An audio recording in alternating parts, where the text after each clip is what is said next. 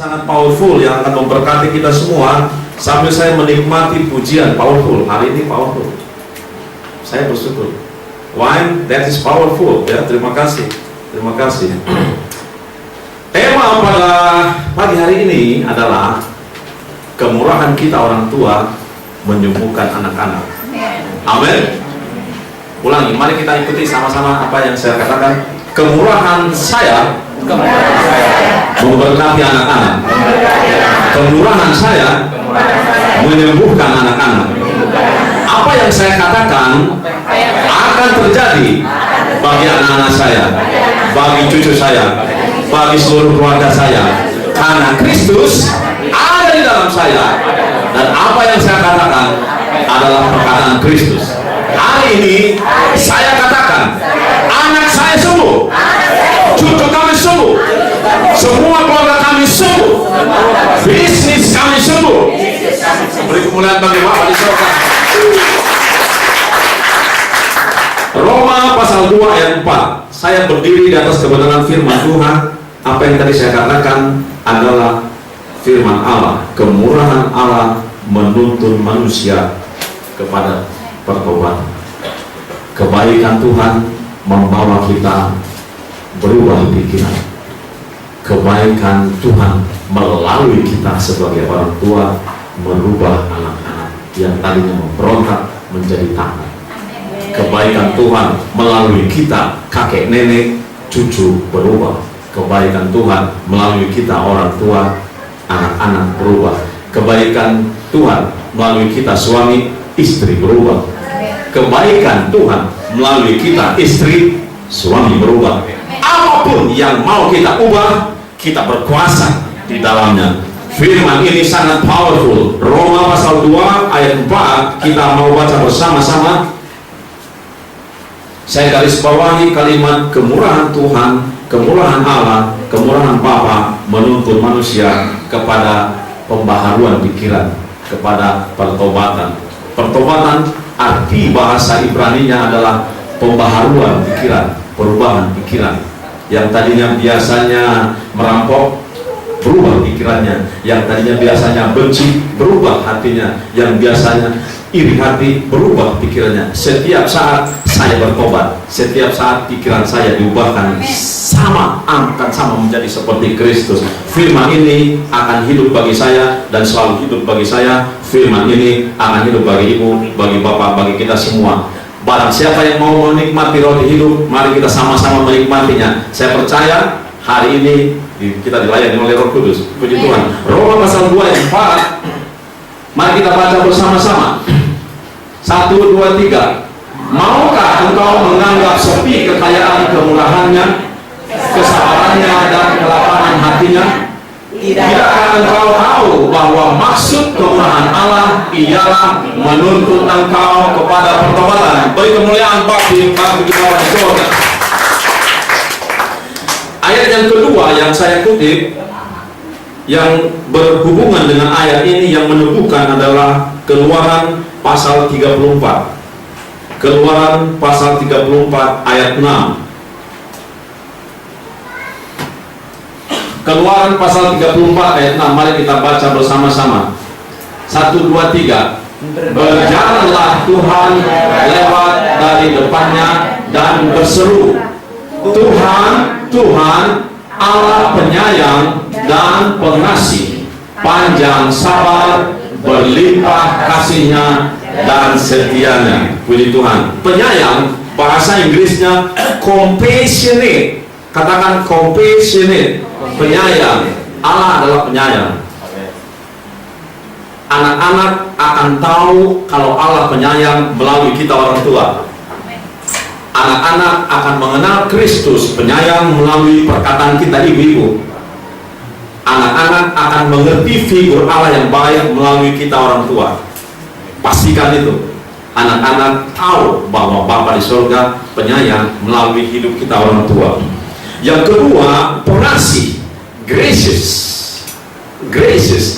Kita komunitas grace, anugerah, akan hidup di dalam pribadi kita sehingga kita gracious, kita murah hati. Kalau kita tahu ada orang lain pinjam uang sama kita, Lalu kita gracious, saudaraku. Utang saya yang banyak sudah dilunaskan, lunas. Aduh, saya nggak enak dulu, no problem. Utang saya yang banyak Tuhan lunaskan, utang melunas. Gracious, murah hati. Bapak Ibu naik bis umum, sudah dapat duduk, tiba-tiba ada nenek-nenek, kakek-kakek butuh tempat duduk. Lalu engkau gracious, murah hati. Mari kakek duduk, mari nenek duduk. Anak muda, mungkin kau naik bis atau naik angkot atau di kendaraan umum atau di antrian, engkau lihat, engkau di depan antrian, lalu engkau lihat di ujung sana ada nenek-nenek, dia bobo mau antri. Ada gracious, ada murah hati. Nenek sini, gantikan, biar saya yang di belakang. Kemanapun kita pergi, gracious, murah hati, pengasih, gracious. Kita yang di dalam komunitas, saya selalu mengajarkan Allah itu murah hati. Tidak mungkin saya cerita teori murah hati kalau saya tidak buktikan di rumah gracious. Ya, saya untuk kakak Nobel, untuk Matthew, untuk Jojo, gracious, murah hati. Apapun yang mereka kerjakan, saya bermurah hati untuk mereka. Selama-lamanya mereka adalah anak-anak kami. Gracious. Yang ketiga adalah panjang sabar. Bahasa Inggrisnya adalah slow to anger. Lambat untuk marah, lambat untuk bacica-bacici, mengomel-ngomel ya, lambat. Saya termasuk orang yang lobet untuk marah. Ya, saya banyak berdiam diri, saya renungkan. Tuhan, kalau saya keluarkan kata-kata ini, saya tahu kata-kata saya berkuasa, lebih baik saya diam. Kalau saya berkata berarti firman Allah. Allah adalah panjang sabar, slow to anger, ya. Lalu berlimpah kasihnya, abounding in love. Berlimpah itu baru kalau tuang minum air teh manis sampai tumpah. Kasih Allah berlimpah, tidak pernah kurang. 99 no, dia penuh. Berlimpah kasihnya, abounding in love. Yang terakhir setianya, faithfulness, setia. Saya begitu tamat dari ITB tahun 91 masuk ke perusahaan IKPT, saya setia sampai sekarang 25 tahun saya melayani di situ. Saya tahu banyak tawaran lebih untuk gaji saya di perusahaan lain, tetapi Tuhan bicara, kalau kau mau belajar setia kepada istrimu, belajar setia kepada perusahaan. Kalau kau mau belajar setia kepadaku, belajar setia kepada istri. Kalau kau mau belajar setia kepada bangsa ini, belajar setia perkara-perkara kecil. Saya harus melatihnya. Allah setia dan gracious, setia, penyayang, pengasih, panjang sabar, berlimpah kasihnya. Allah setia. Puji Tuhan. Kemurahan Allah lah yang membuat banyak manusia berubah pikiran. Kemurahan orang tua lah yang membuat anak-anak kita berubah. Saya yakin dan percaya, sekeras apapun hati seorang anak, dengan kasih dari orang tua, mereka pasti berubah. I believe. Saya teliti banyak gereja-gereja, banyak jemaat-jemaat yang mengalami kekerasan di dalam hidupnya oleh firman Allah, melalui hidup seorang gembala, melalui hidup seorang orang tua. Jiwa yang hilang kembali. Lalu orang itu berkata, Bapak Pendeta, siapakah yang membuat engkau berubah? Yesus Kristus. Bolehkah engkau kenalkan saya dengan Yesus itu? Boleh sekali. Maukah engkau menerimanya? Ya, aku mau menerimanya. Saat ini dekat dia terima Yesus. Bapak Ibu, kita bisa membawa setiap umat manusia kepada Yesus melalui hidup kita. Kemurahan Tuhanlah yang membawa jiwa-jiwa kepada Kristus. Kemurahan Tuhan hanya bisa ditunjukkan melalui hidup kita. Kemurahan Tuhan hanya bisa kita tunjukkan kepada anak-anak kita melalui perkataan kita. Kemurahan Tuhan hanya bisa ditunjukkan kepada dunia ini melalui sikap kita. Halo Bapak Ibu, Kristus adalah roti hidup, dan kita sudah semestinya menikmati di dalam keluarga kita. Kristus ada di dalam diri kita, sudah semestinya anak-anak kita melihat, menikmati Kristus. melalui hidup kita. Perkataan kita adalah perkataan Kristus. Saya yakin dan percaya setiap keluar, kalau kita mau membangun bangsa ini, mulai dari keluarga. Karena saya tahu setiap manusia yang ada di bumi ini berasal dari keluarga. So kalau kita mengerjakannya dari keluarga kepada keluarga, dan kita katakan, hai, adakah shalom di dalam rumah tangga ini? Adakah damai sejahtera di dalam rumah tangga ini? Adakah perkataan sayang, kasih, panjang sabar, berlimpah kasihnya, gracious, faithfulness, abounding in love di dalam keluarga? Biarlah kita menikmatinya. Maka itu menjadi nature kita. Lihat anak-anak kita, mereka tidak mengerti teologi. Halo, mereka tidak mengerti itu teologi. Yang mereka mengerti, apakah mami sayang padaku, apakah papi peduli kepadaku. Pada saat laptop bateraiku lagi masalah, apakah mami peduli, apakah papi peduli? Oh, saya bilang, Matthew, ayo kita pergi ke PC, kita ganti baterai ini. Pelayanan yang paling membuat saya bersuka cita adalah waktu saya melayani anak-anak kami. Matthew, apakah engkau lapar? Iya, papi lapar, tapi dia capek gitu. Papi buatkan super mie. Pada saat saya membuatkan super mie, saya bilang, seandainya Yesus ada di sini, dia akan mengerjakan yang sama. Saya pastikan seandainya Yesus ada di rumah Bapak Ibu, apa kira-kira respon Yesus terhadap situasi yang Bapak Ibu hadapi? Saya yakinkan, kalau di rumah kami ada Yesus secara manusia diam di dalam rumah kami, saya akan bersikap seperti Yesus bersikap. Saya akan berkata seperti Yesus berkata. Tidak ada keadaan apapun di dalam rumah tangga kita yang mengintimidasi pikiran kita sehingga tidak ada power di dalam damai sejahtera itu memimpin rumah tangga. Tidak ada situasi, tidak ada sikap, tidak ada circumstances yang akan mengganggu flowing mengalirnya damai sejahtera. Amin. Saya yakin oleh kasih Bapa, anak-anak kita berubah melalui hidup kita. Percaya. Kalau saya bisa lakukan itu, Bapak Ibu bisa lakukan. Lagu tadi powerful. When the mountain falls and the sea turn round. Ketika gunung-gunung akan runtuh. Bapak Ibu bisa bayangkan satu gunung di Sumatera runtuh, meletus. Di Brastagi, saya tahu Brastagi, mama lahir di Brastagi, saya lahir di Brastagi. Kalau gunung Sinabung itu meletus, satu pulau Sumatera kena dampak. Firman ini berkata, kalau pegunungan jatuh, gunung-gunung jatuh, dan laut bergoncang mengamuk.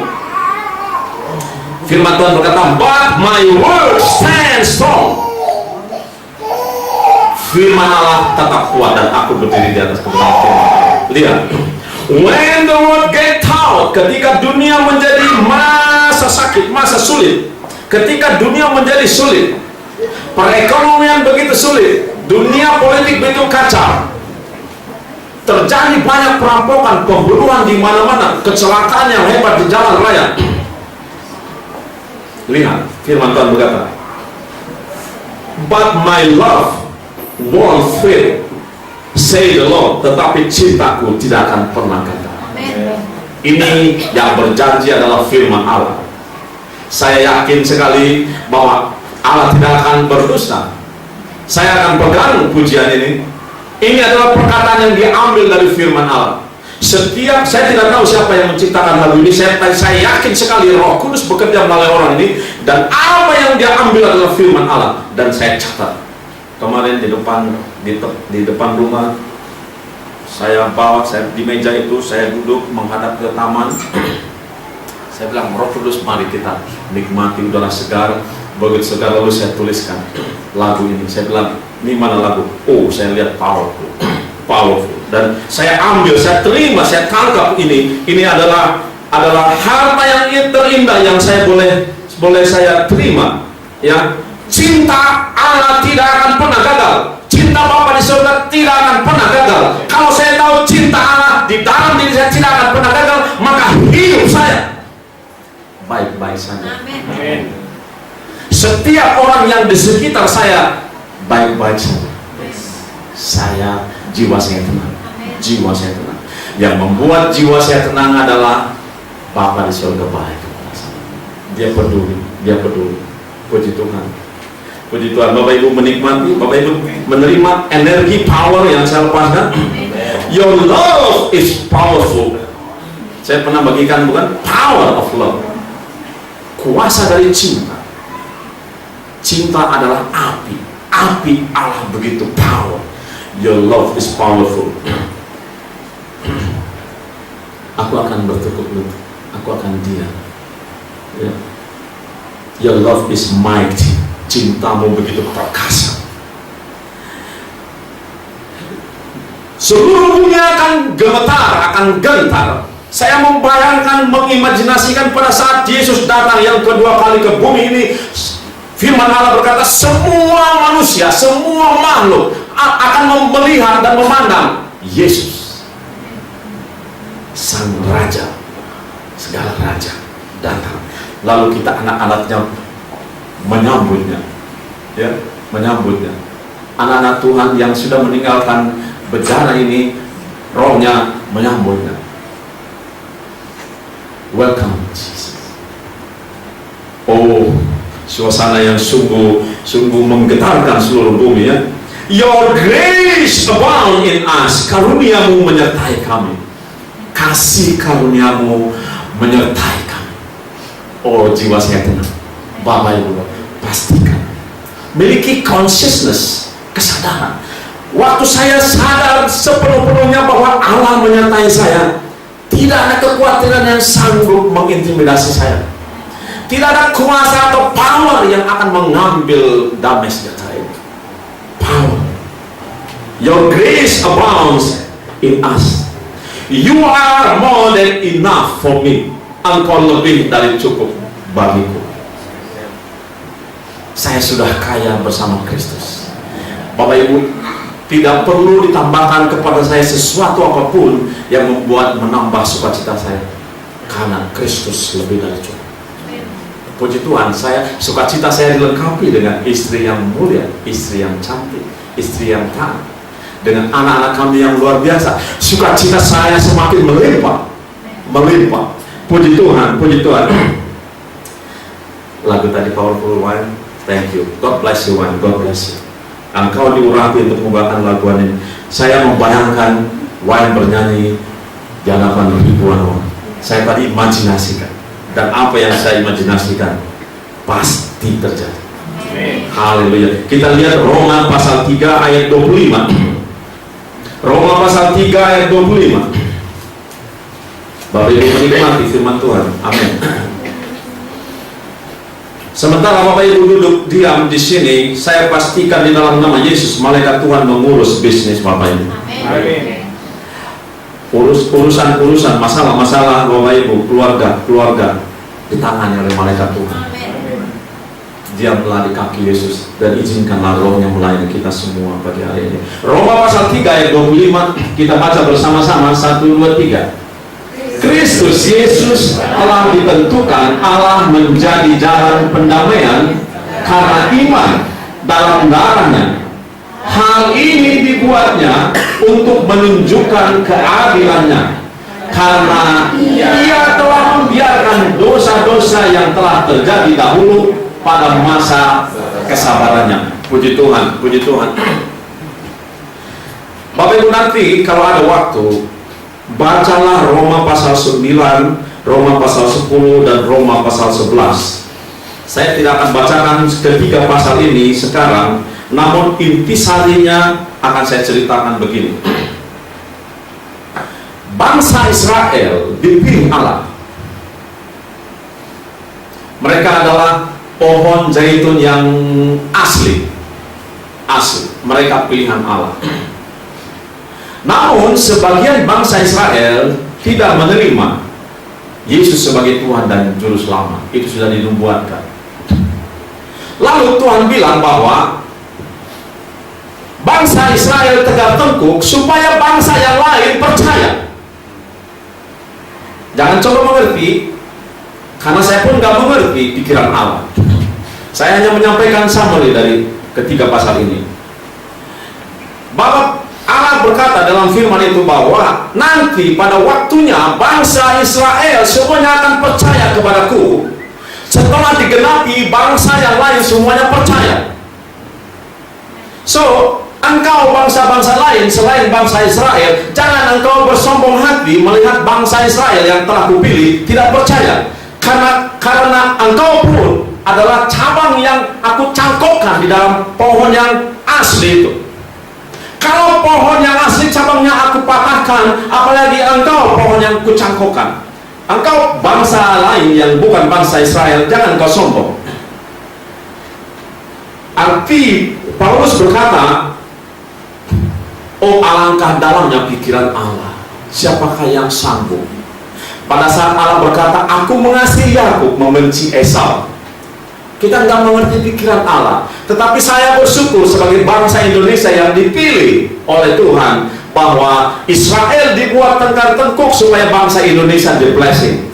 Saya percaya kalau kita dipilih, bangsa yang dipilih oleh Allah, saya yakin ada hal yang besar untuk Indonesia. Saya yakin untuk kita anak-anak Tuhan yang boleh percaya ada sesuatu yang besar dan powerful yang saya sendiri sedang gali dan saya belum mengerti semuanya. Yang saya percaya adalah Allah yang mighty power. I believe. Saya tidak mengerti sepenuhnya Roma 9, 10, 11. Saya renungkan kemarin, Tuhan, memang benar apa yang Paulus katakan. Pikiran Allah tidak terselami. Namun puji Tuhan, aku bayangkan aku digendong oleh Bapa di surga. Aku katakan, Bapa, aku tidak mengerti semua pikiranmu, namun aku percaya kalau Engkau yang menggendongku, aku aman. Mari kita lihat Kolose 3 ayat 3. Adakah koin?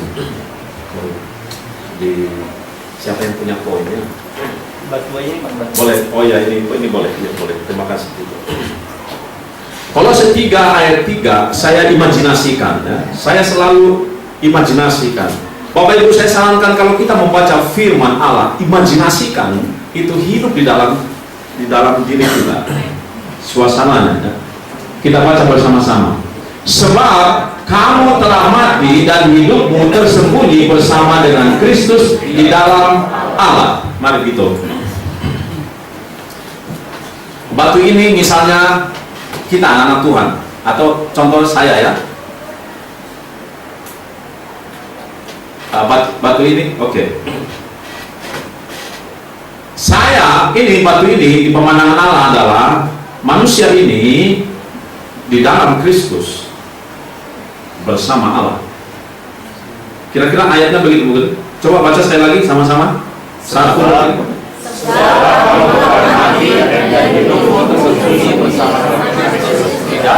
Hidup kita tersembunyi di dalam Kristus bersama Allah. Amin. Terima kasih. Kalau saya tersembunyi di dalam Kristus, maka yang kelihatan oleh Allah, oleh Bapa di surga adalah Kristus. Saya sudah tersembunyi. Bapak Ibu lihat saya secara jasmani memakai baju yang rapi ya. Terima kasih untuk Ibu Jane yang telah mendesain pakaian hari ini. Dan saya lihat lebih ganteng. Tetapi Kristus, saya ada di dalam Kristus. Bapa di surga tidak melihat saya memakai dasi yang indah ini, tetapi Kristus. Selama-lamanya saya di pemandangan Allah adalah Kristus. Firman ini berkata, maukah kita belajar melihat seperti Kristus melihat kita? Saya ulangi, maukah kita belajar, kita saling melihat sebagaimana Allah melihat kita? Lihat kiri kanan, lihat, ya, lihat, ya, dan katakan, aku tahu ada Kristus di dalamnya. Katakan, aku tahu ada Kristus di dalam dirimu. Apa yang tidak kelihatan lebih nyata daripada apa yang natural. Apa yang tidak kelihatan lebih nyata daripada yang natural. Kita adalah manusia roh, dan apa yang tidak kelihatan adalah nyata di hadapan Allah. Bapak Ibu, kemurahan Allah dalam bentuk yang tidak kelihatan pun nyata bagi kita. Damai sejahtera, bagaimana kita bisa melihat damai sejahtera? Pikiran kita yang bisa merasakannya. Bapak Ibu, apakah kita menikmati damai sejahtera Allah? Sini Ibu Sylvia, di samping Opung. Samping Opung. Oh iya, iya. Sudah mulai penuh ya. Apakah kita menikmati damai sejahtera itu karena firman-Nya yang berkata, bukan karena feeling? Bapak Ibu, pada saat kita melihat kenyataan sehari-hari, tubuh kita sakit, diserang sakit penyakit, anak-anak diserang sakit penyakit, jualan hari ini tidak laku, rumah bocor, banyak air tergenang. Hal-hal yang natural itu adalah ilusi. Ilusi. Hal yang nyata adalah firman Allah. Maukah kita percaya itu? Maukah? Maukah kita berani berkata, misalnya anak kita atau cucu kita berkata, "Oma sakit perut, sini Oma sembuhkan." Maukah? Yesus berkata, "Pergilah dan sampaikanlah kabar baik, sembuhkanlah yang sakit, bangkitkanlah yang mati." Lalu kalau anak-anak kita sakit, apakah kita bilang, "Di mana tadi obat Mixagrip? Di mana tadi Antalgin?" Maukah kita ganti kata-kata respon ini dengan iman? Kita berkata, "Maukah engkau mami sembuhkan? Maukah engkau ayah sembuhkan? Sini nak, ayah sembuhkan." Waktu di Komsel pernah dibahas itu ya, dari ayat, saya lupa ayatnya ya. Ada yang ingat? Ibu ini saya catat. Waktu perwira itu berkata, "Yesus, maukah engkau sembuhkan anak buahku sakit?" "Ya, aku akan menyembuhkannya." Pernah dengar cerita itu? Respon Yesus seperti itu. Kalau seandainya Yesus hadir dalam rumah tangga kita, apa yang akan direspon Yesus pada saat anak-anak kita sakit? Saya yakin Yesus akan berkata yang sama, "Aku akan sembuhkan." Ayatnya berapa? Belum dapat ya? Bapak Ibu, maukah kita berkata seperti Yesus berkata? Mau? Beranikah kita dengan iman berkata seperti Yesus berkata? Mau? Berani? Seandainya bisnis hari ini tidak ada orang yang beli, beranikah kita berkata, "Hai bisnis, engkau berhasil, engkau sembuh"? Beranikah kita berkata seperti itu? Atau karena takut oleh pembantu atau karyawan yang lain, lihat-lihat dulu, pergi sama-sama, "Hai bisnis, berhasil"? Apakah engkau akan lantang berbicara walaupun banyak orang, "Hai bisnis, di dalam nama Yesus engkau berhasil"? Waktu saya di perjalanan bersama teman-teman, satu mobil ada 4-5 orang, lalu ada jemaat yang minta didoakan. Apakah saya harus hentikan? Oh tidak bisa. Tidak. Saya langsung, "Mari ibu, saya doakan di dalam nama Yesus engkau sembuh." Lalu biarkan mereka melihat saya. Izinkan mereka melihat siapa pribadi kita melalui apa yang kita katakan. Beranikah kita berkata seperti Yesus berkata terhadap sirkumstances keadaan di rumah tanggamu? Beranikah kita berkata seperti Yesus berkata pada saat di lingkungan pasar? Oh, misalnya kita ke fresh market, tiba-tiba ada ketemu teman, "Ibu tolong doakan, mari saya doakan di dalam nama Yesus siapapun yang sakit dalam keluargamu." Dan biarlah suara itu didengar oleh banyak orang, karena iman timbul dari pendengaran akan kabar baik. Beranikah kita? Apakah engkau merasa malu? Oh jangan-jangan, oh jangan-jangan, oh jangan-jangan. Yesus berkata, "Barang siapa malu mengakui namaku di hadapan banyak orang, aku pun tidak akan mengakuinya." Pernah kita dengar begitu? Oh, puji Tuhan, puji Tuhan. Kita akan berani, Bapak Ibu Saudara akan berani berkata seperti Yesus berkata, kemurahan Tuhanlah yang membawa orang-orang berubah melalui hidup kita, melalui perkataan kita. Kita nggak usah tekan, santai. Saya sedang praktis di rumah dan saya tanamkan melalui kemurahan Tuhanlah anak-anak berubah. Dan saya bertanggung jawab atasnya. Kristus ada di dalam saya, dan melalui perkataan saya lah istri saya berubah. Melalui perkataan saya lah anak-anak berubah. Saya percaya karena Tuhan yang berkata. Hidup saya bukan lagi diri saya sendiri, Kristus yang hidup. Hidup Bapak Ibu bukan Bapak Ibu sendiri. Hidupmu bukan milikmu sendiri, Kristus yang ada di dalam dirimu. Izinkanlah dia berkata melalui lidah dan mulutmu. Izinkan dia berbicara. Izinkan Allah berbicara melalui mulut ibu. Izinkan Allah berbicara melalui mulut. No. Jangan tolak perkataan ini. Ini firman Allah. Saya tahu apa yang Bapak pikirkan. Begitu saya lihat mata Bapak Ibu dan Bapak Ibu tidak menerima kabar baik, iman Bapak Ibu tidak timbul. Terimalah nasihat ini.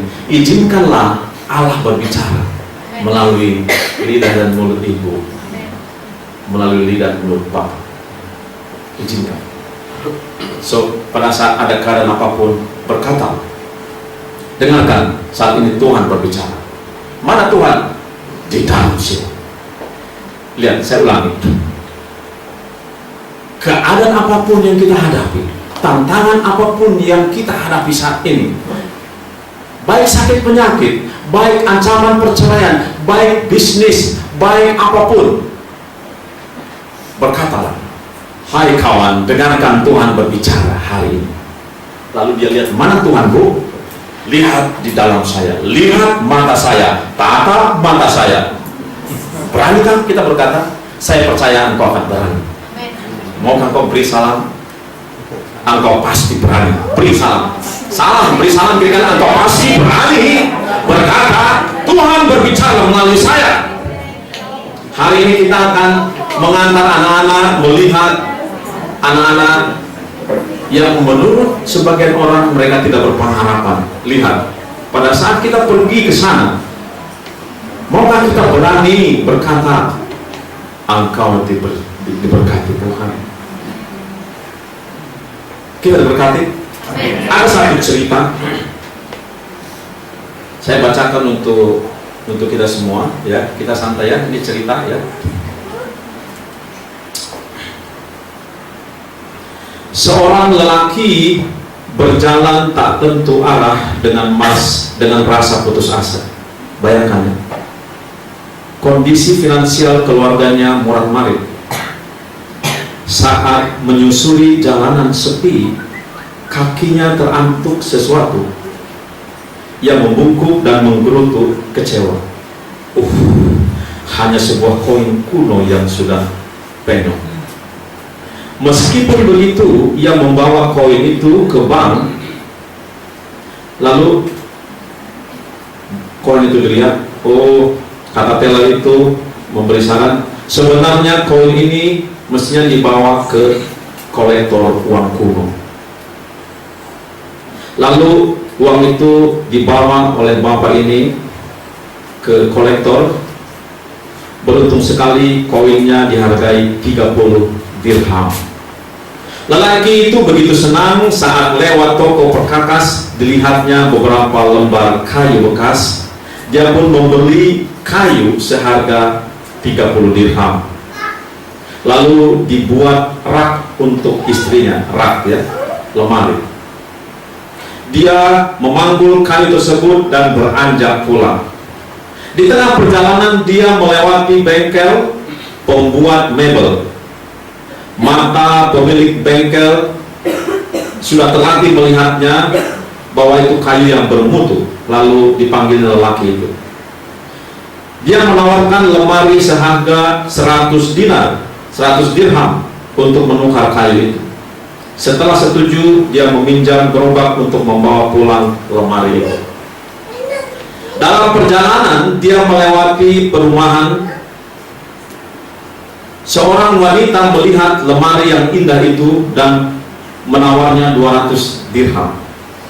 Lelaki itu ragu-ragu. Si wanita itu menaikkan tawarannya menjadi 250 dirham. Lalu lelaki itu setuju, lalu dijualnya lemari itu. Saat sampai di pintu desa, dia ingin memastikan uangnya. Ia merogoh sakunya dan menghitung lembaran bernilai 250 dirham. Tiba-tiba seorang perampok datang mengacungkan belati, merampas uang itu lalu kabur. Istrinya kebetulan melihat dan berlari mendekati suaminya dan bertanya, "Apa yang terjadi? Engkau baik-baik saja kan? Apa yang diambil perampok tadi?" Lelaki itu mengangkat bahunya dan berkata, "Oh, bukan apa-apa, hanya sebuah koin penyok yang kutemukan tadi pagi."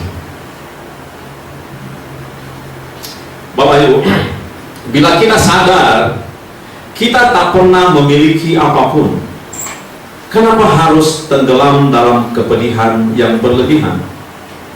Sebaliknya, sepatutnya kita bersyukur atas segala yang telah kita miliki, karena ketika datang dan pergi, kita tidak membawa apa-apa.